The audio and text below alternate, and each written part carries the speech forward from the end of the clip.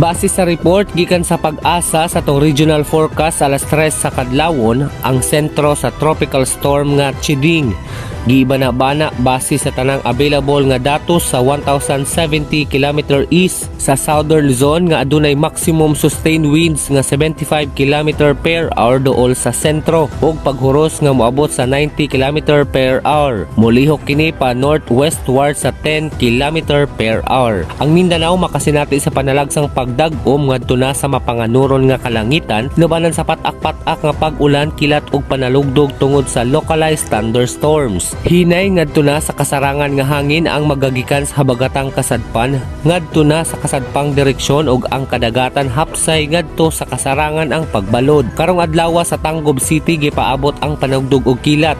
Uban sa usa ka taas nga posibilidad ang gaan nga ulan gitagna. Ang kinatas ang gitagna nga temperatura kay init nga 29 degrees Celsius. Samtang ang kinaubsan nga temperatura maoy nindot nga 22 degrees Celsius. Misubang ang adlaw kaganang alas 5:26 sa buntag ug mosalop kini sa alas 6:01 sa gabii.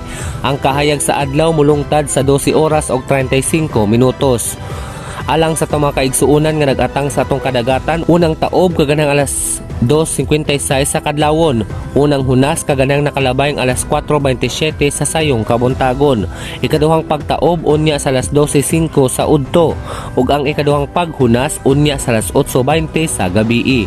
Lakat sa panahon alang sa yanong balita, Untoy Restiliador, una ang Ginoo.